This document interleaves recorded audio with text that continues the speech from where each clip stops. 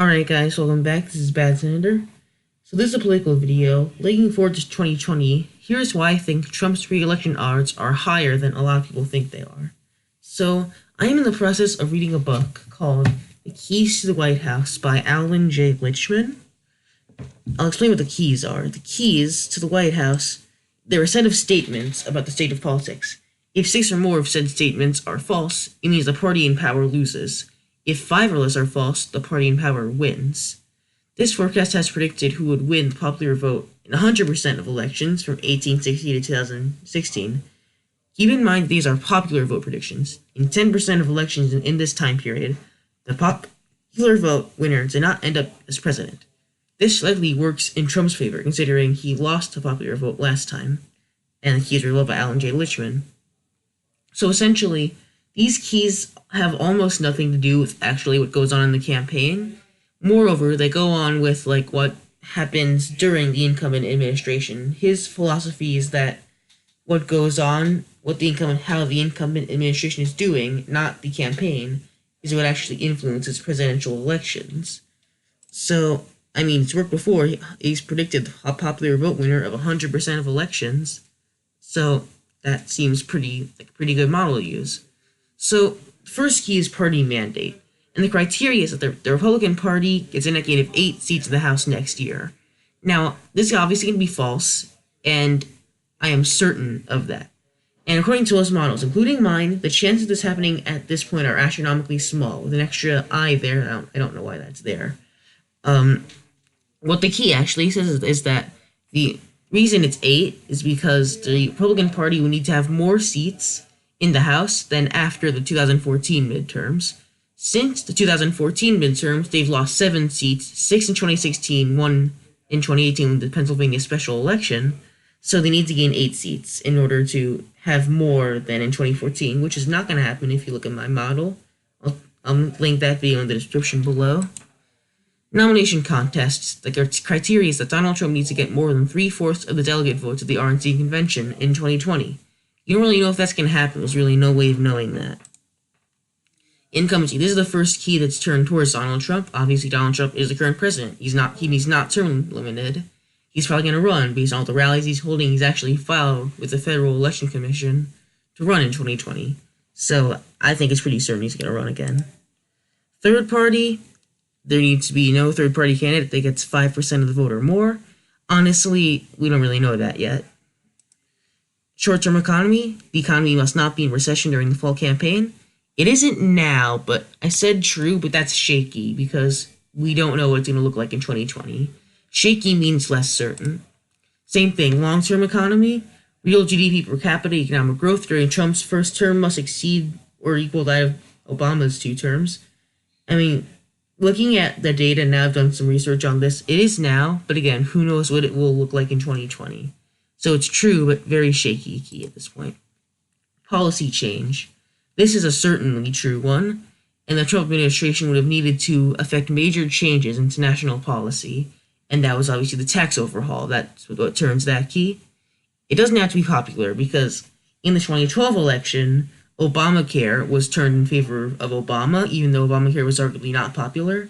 So why would it be any different with the taxes, which aren't necessarily the most popular thing, but their policy change that determines this key. Key 8 is social unrest. This is certainly false. Basically, the criteria is that there's no sustained social unrest during the first term, and I hope I don't have to explain why this is false. Scandal. Status here is false, and it's certainly false, because the Trump administration is not untainted by a major scandal. The Russia investigation, Robert Mueller, and among other scandals, the Russia investigation being the biggest one. Even if Mueller ends his investigation, or people who actually don't care about it, it's still a scandal in his past, and that still turns this key against Donald Trump. Foreign and military failure. Again, there hasn't been one yet, and we don't really know. Obviously, the Trump administration needs to not suffer a major failure in military or foreign affairs. There aren't any as of right now. We still have 2.5 years to go, and there's still a lot of time for that to happen. Foreign and military success. This is certainly true, because the Trump administration has achieved a major success in foreign or military affairs. The North Korea summit and the by and large victory over ISIS could both be counted as foreign or military successes. Key 12 is incumbent charisma. Now, this is one I'm probably getting a lot of flack for, but I think it is shakily true. And he's not unpopular with many Americans. Well, he is unpopular with many Americans. But Trump certainly knows how to rile up his base with his speeches. Like, you go to a rally, his supporters are just really out there, really energized, really going to support him. I guess if anything has to do with the campaign, this is probably it. So, I think he is kind of charismatic in that regard, and I think that's enough to turn the key, but shakily, because obviously he's not very popular. Challenger charisma, again, we don't know who the challenger is going to end up being, so this is unknown. Summary. So, as we can see, there are 3 keys that are certain to not be in Trump's favor. They're certain to be false, so that's going to aid the incumbent. We have 3 keys that are either safe to be in favor of Trump, safe to be true, or leaning, shakily being in favor of Trump. And then we have 4 undecided keys. So, here's the thing. The opposing party needs to get 6 keys. They need to make 6 of the statements false. In order to do that, they would need to win 3 of the keys here that were still kind of left remaining. They need to win 3 of them. And the chances of that happening are approximately 76%. I calculated that because the probability of them getting 3 out of the 4 undecided keys is 12.5, because it's 1. I'm assuming that the Democrat Party has a 1/2 chance of getting each undecided key, and 1/4 of a chance of getting a leaning Trump key. So they need to get 1/2 odds 3 times, and that would be 12.5% for them. And then I kept doing that for each possible combination of Trump leaning keys and undecided keys, and I ended up at around Trump 76%. So essentially, Trump has about a 76% chance of winning the popular vote in 2020. And his actual chance of election is probably a little higher than that, because he won the election without winning the popular vote last time. I don't see why he couldn't do that again.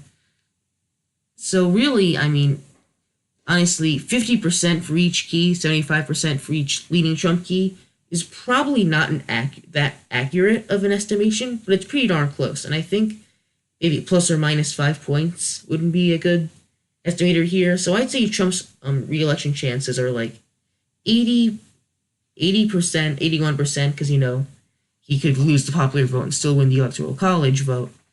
I'd say it's probably around 80% plus or minus 5 points.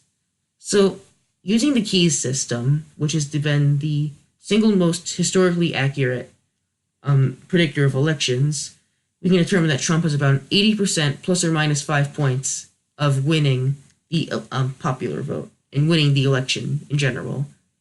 He's a 76. Excuse me, I said that wrong. He had a 76% chance to win the popular vote, plus or minus 5 points, and an 80% chance to win the presidency, plus or minus 5 points. So as of right now, the Democrats will need to get 3 of the 6 outstanding keys, and I've determined that has a 76% chance of happening. So yeah, you look at it like that, not too good for the Democrats. They could still do it, no doubt. 1/4 odds is still, that's still a chance. But as of right now, it's not looking too good for them in 2020. 2018 is a whole different animal. Thanks for watching. Bye.